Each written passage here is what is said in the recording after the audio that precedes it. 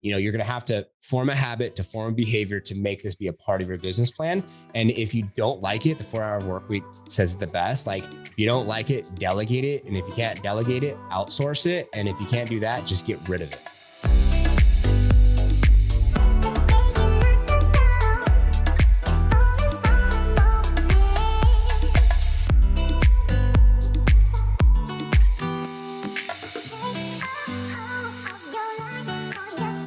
Welcome to the Raquel Show. This show is for entrepreneurs who want to play bigger in business and in life. And today I have a special guest that I got connected with through a mutual friend.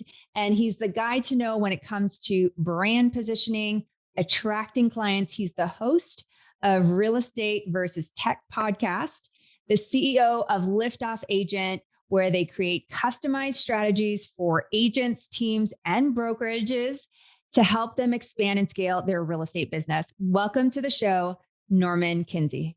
Wow, Raquel, that was amazing. I got to say, you're great at that. It's a little nerve-wracking when you know that they're like a podcast host.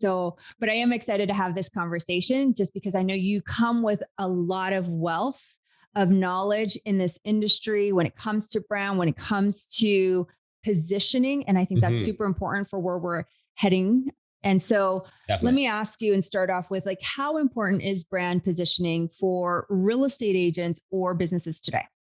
I think it's more important today than ever before because we're starting to see that, and I want to say Forbes talked about this, there's going to be over like $5 billion generated from content online. And I think that there's more people now than ever before that are filming content, that are putting themselves out there. They're trying new things. And the traditional way of doing the coming soon, just sold, just listed, or mailers or door knocking and farming is great. Don't get me wrong.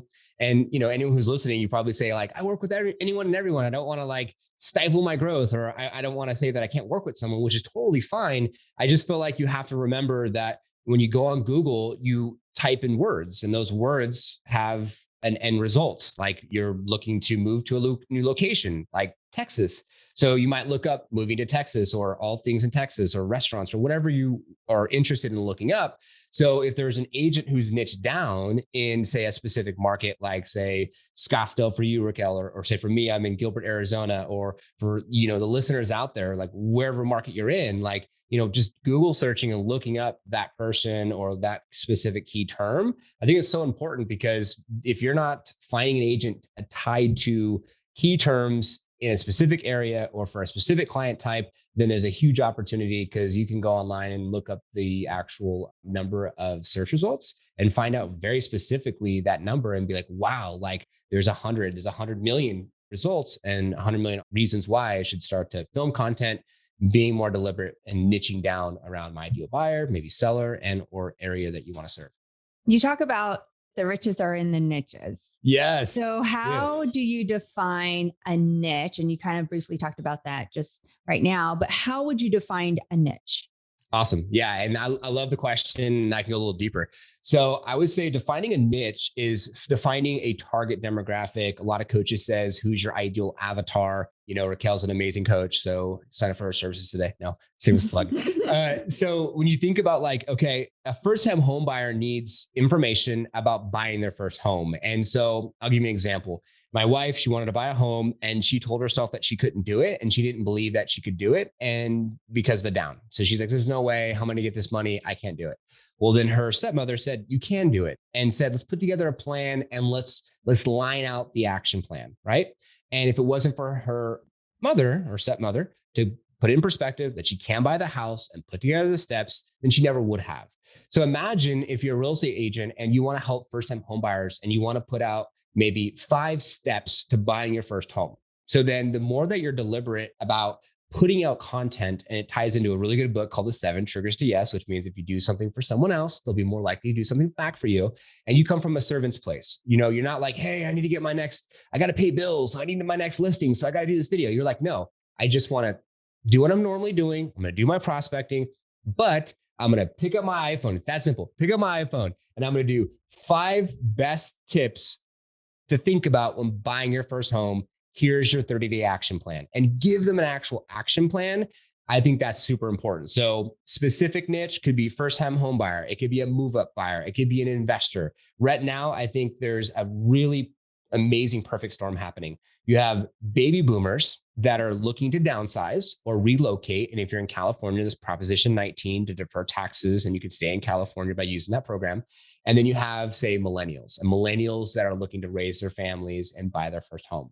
So what better yet to do content for first-time home buyers and baby boomers, and you potentially can market that on YouTube and also market it on Facebook, because average users 55 plus and 75% of users on Facebook are female. So you could post these videos on Instagram or on Facebook and also YouTube, and potentially start to build up your tribe around content around your niche to be able to have more success, where you're sleeping, you're at dinner, you're on vacation, and people are watching these videos. And next thing you know, you're like, oh my God, I have like this video just went viral, and like I just got like 5 phone calls, and now these people want to downsize with me or buy a first home with me. So I think niching down and being more deliberate with your online approach is very important outside of your in-person referral network. So that's some thoughts around niching down. I love all the data. And that just kind of leads me into like how you show up online and this whole brand thing. Yeah. How important is brand as you were thinking about your niche? And, that's one thing that you help agents do is like how important, like what is a good brand? What is not? How would you define brand?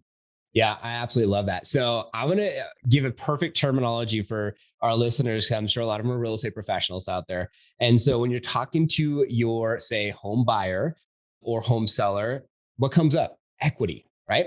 So you're like, all right, well, you're renting right now. And if you're going to buy this home, then imagine you're not just spending, rent money and it goes down to the drain because it goes nowhere. You're just paying that landlord. You're actually investing into the equity of your home.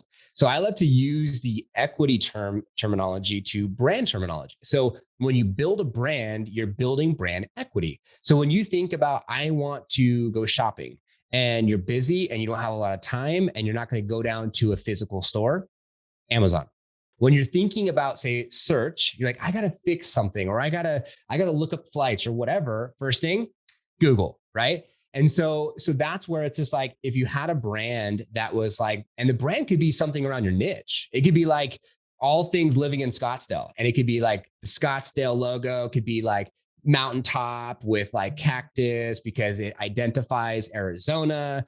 And it potentially could be you as a person, and it could be a silhouette or what have you. And I think that it depends on where you're at. If you're an individual that wants to be like an influencer, or you want to be a celebrity and you want your face to be the thing, then fantastic. Just know it's going to be harder to get yourself out of that brand because you are the brand, instead of building a brand around a community or a niche. And then saying, you know what, I'm going to delegate this to a team of agents, and then they're all going to represent the brand. So I will be the only person on the video, but I'll have 4 or 5 or 6 other people that are my teammates on the videos, because people buy from someone they know, like, and trust, and don't just connect with one person. They connect with different people in different ways. So if you had a male and a female, someone younger, someone older, then you build a brand equity and you have multiple different people. Then you can be able to have a wider net to catch potential more opportunities, because maybe that person that watched your video didn't like you so much, but they really liked Tom because of whatever reason. And then next thing you know, you earn Tom's business, and then you earn Raquel's business and Norm's business, because there's 3 people that were representing that brand instead of one person. So I think when you want to think about brand, think about equity like in a home, and relate that to the brand that you're building. So then you could build that to turn into something bigger than yourself. And then eventually go through an acquisition, or you can just have your team take it on, and you could be sipping Mai Tais on the beach somewhere. Love how you define brand equity. And so if somebody is thinking about building a brand and went into a new market today, what would be some key tips you could suggest someone do to build brand very quickly? I absolutely love that. So going back to like the riches are in the niches, like the reason why you niche down to add some additional value to that, to go into then building the brand, is because you want to find your tribe. And so it's like your friends, your family, your loved ones, like they say like, hey, go into your contacts and like call everyone you know and tell them you just got your license, right? So it's basically starting with your tribe. And when you're going through the process of building a brand, whether it's, Liftoff Agent, and we help you build your logo and brand, go on Canva, do it yourself, doesn't make a difference. When you build your brand, ask your friends, ask your family, ask the people that are in your circle that are the closest to you. Give them like 3 to 4 options of what logos you're going through, colors you're going through, font that you're going through, and have the individuals, your tribe, your loved ones, help you with the process of building that initial brand and logo. Because what's going to happen is that those individuals are going to, by on a psychological forefront, they're by default going to somewhat have a connection to that actual brand. And they're going to be like that much more connected to your success because they're like, oh my God, like I love Raquel's new logo. It's so cool. Like I helped her out. You see the font. So what that means is that your initial tribe are going to help you with the brand and logo that you develop. And then they're going to tell their friends or their coworkers, which what does that do for you?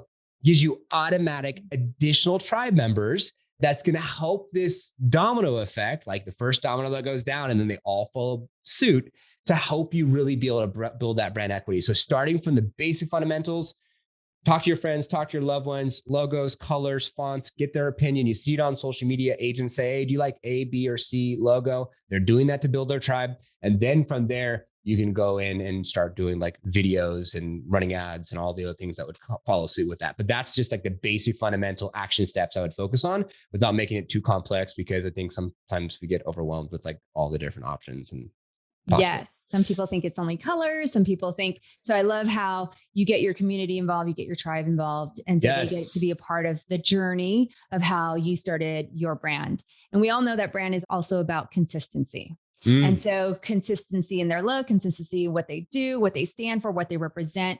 What would be top 3 things you would recommend that agents do consistently to build their brand?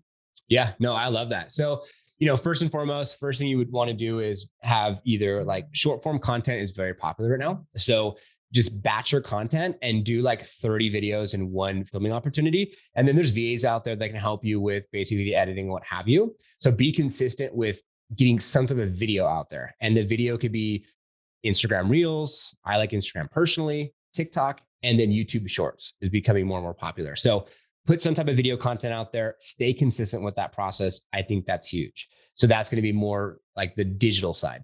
The next step is that you can go into your local community, go to say local schools. It could be local shops, business owners, restaurants, what have you.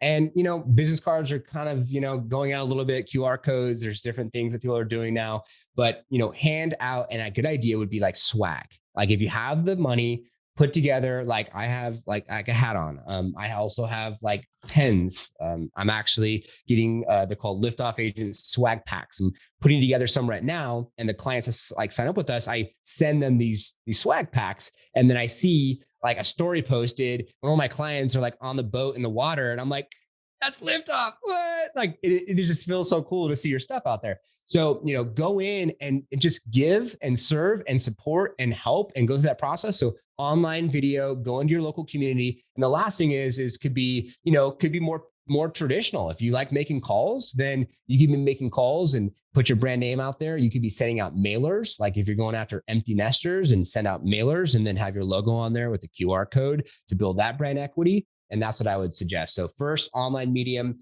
second, in your local community, and third, some traditional ways of doing what you would normally do to kind of like do a nice little mix up and then cast the widest net, right? To be able to get as much back in return.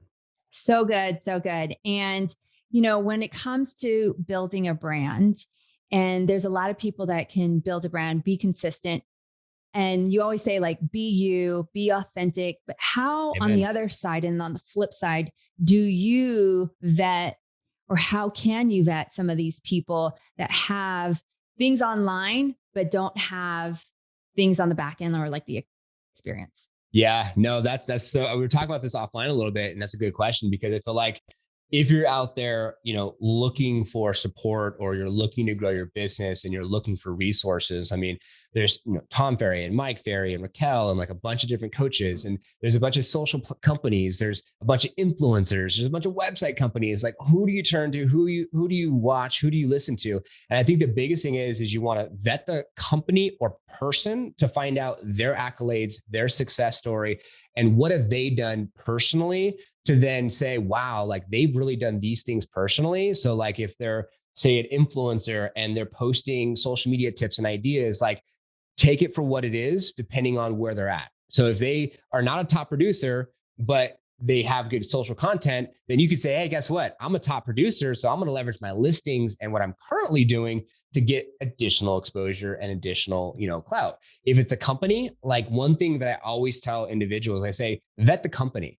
If they're going to lock you into a long-term contract, then are they trying to hide something, or are they not confident about their services? If they're going to pressure sell you and buying something without you being educated first, are you committed to that? And what are other people saying about that company? And those are things that I talk about. Anyone that wants to set up a strategy meeting with us, we go through that process of education first, no high pressure sales, no long-term commitments, so they can really be able to, and tons of free resources online and a great event that we do each year to really be able to give value first. And then for them to build the brand equity, which we talked about earlier, to then make an educated buying decision. So just do your homework, do your research. I think too many people out there, and I've done it, and I'm sure our listeners or whoever's listening has done it right now, where they get so excited and it's like the next shiny object syndrome. They're like, oh my God, I'm so excited. I'm so excited. I went to this event. I found this really cool company. And then you sign up for them, and then you find out it wasn't as cool as you thought. And then you're like, oh my God, what am I paying for? And then you regret it. So just slow down a little bit, do your research, do your development, find out who they are, and then vet them, and then be like, okay, this makes a lot of sense. And I know people are out there like, I don't have time for that. I'm super busy and blah, blah, blah. Well, I get it. But do you want to be dealing with a bunch of pain in the future, or just take a little bit more time to make an educated decision before you jump the gun, paying someone or something, or buying a course, or following someone and taking all their advice? And then you find out that oh my God, they're lying to me the whole time. So that's my advice on that side. Trust and verify.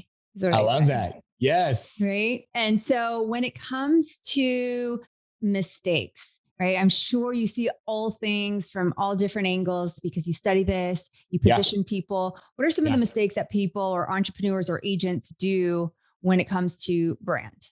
Oh my God. So I had a conversation this morning with an agent that basically signed up with us at Liftoff. Great guy. It's 5 months later, and I see this all the time. You sign up for something like a positioning company like Liftoff, and we say, okay, so we're not telling you to make calls. We're not telling you to send out mailers. We're telling you to film videos and be consistent with your deliberate, approach. Like first-time home buyers, move up sellers, whatever it is, you got to film the content. You got to put it on social media. We got to run some ads behind it. We got to do some retargeting as well.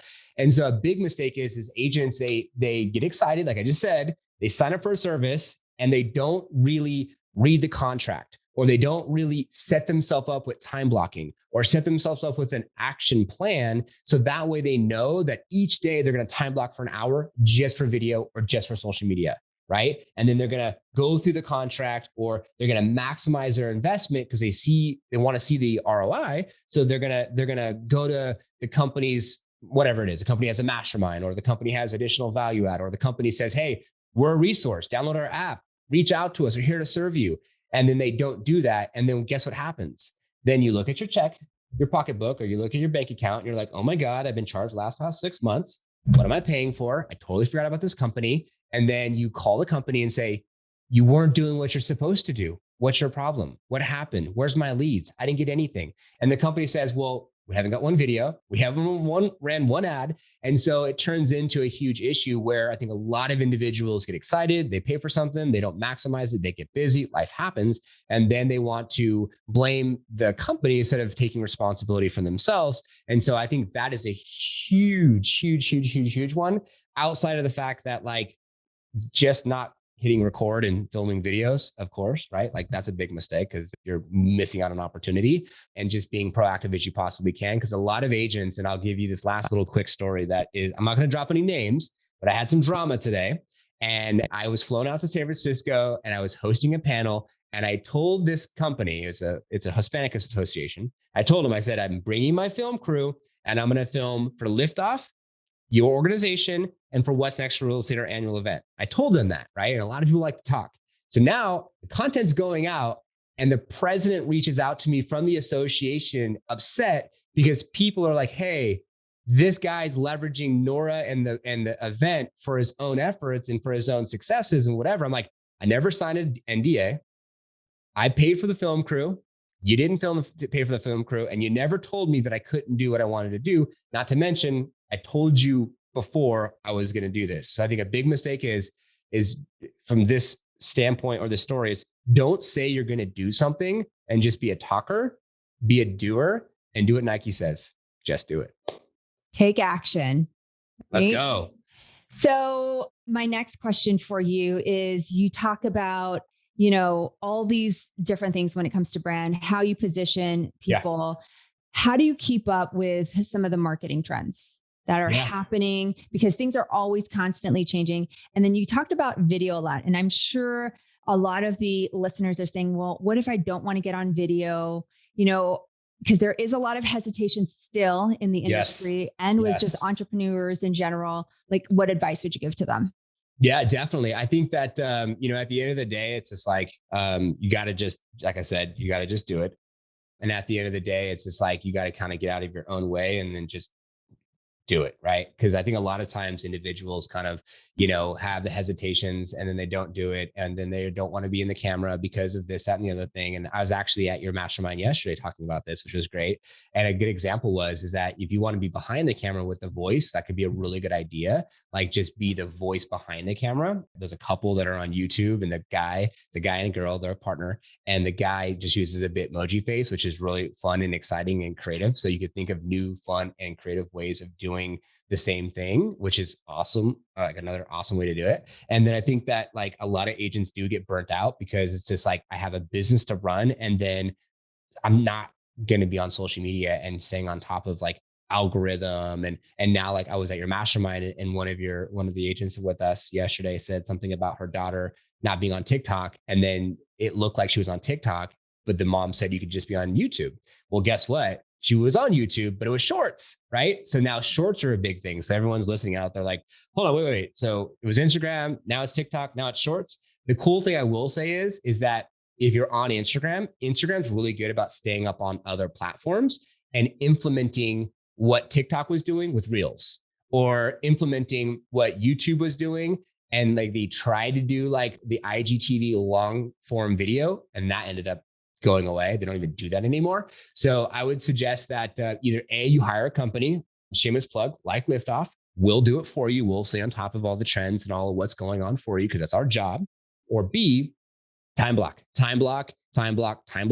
And you could subscribe to YouTube channels. And there's some YouTubers out there right now that all they do is they stay on top of like, what's the newest releases for Instagram? Or you could follow Instagram's Instagram page and follow Instagram's founder. I forgot his name. He has glasses, he has a beard, pretty cool dude, but he always talks about what's new. So that in your activity feed, when you're scrolling, you could just see a post from Instagram and be like, okay, this is what's coming out for Instagram. Or, you could watch a YouTube video and see what's new and what's coming out in that segment as well. So, you're going to have to form a habit, to form a behavior to make this be a part of your business plan. And if you don't like it, the 4-hour work week says the best, like, if you don't like it, delegate it. And if you can't delegate it, outsource it. And if you can't do that, just get rid of it. So good. See, marketing is changing the way we do business with all these different social media platforms. There's a lot to, as like Norman said, there's a lot to keep up with. So if I were you, I would definitely delegate it to an expert, somebody that has experience. It'll save you so much headache, so much time and money. And it'll also help you grow your business because they're the expert in it. Mm-hmm. Yeah. Right. So where can people connect with you? Yeah, most definitely. I love it. So liftoffagent.com, super simple. Liftoff Agent, all one word for Instagram. Me personally, if you want to follow me, it's just going to be at real NLK3III, just all caps, be the best place to find us. And then from there, you'll be able to see all the content and everything that we have and what have you on that side. Easy peasy. And we will drop it all in the show notes. And you also have, for those that want to understand positioning, I think you've got some free resources on there as well. Yes. So thank you so much for that. So liftoffagent.com, there's the resource tab. Just go ahead and hover your mouse over that and it'll drop down and you have everything from exposure grade. You also have positioning planner. You have explosive lead generation habit, 7 things your website must have. So we want to be a resource in the industry. So we have a lot of cool, amazing workshops you can go through. We even have an app. You can download it, Liftoff Agent apps on both Android or the Apple Store. And then we also have a course, and people don't even know about that, but it's called I Got 99 Problems, but Instagram isn't one. So lots of free stuff that we have just for y'all to be able to take advantage of. And of course, also our podcast as well, so you can learn from a lot of top producers, coaches, and technology providers. I love it. See, I love it when people can give so much value back to the industry for free. So definitely check them out, and we will put it in the show notes. And I ask all my guests that come on the show this one question as we wrap up is, what's the one thing that Norman does to play bigger in business and in life?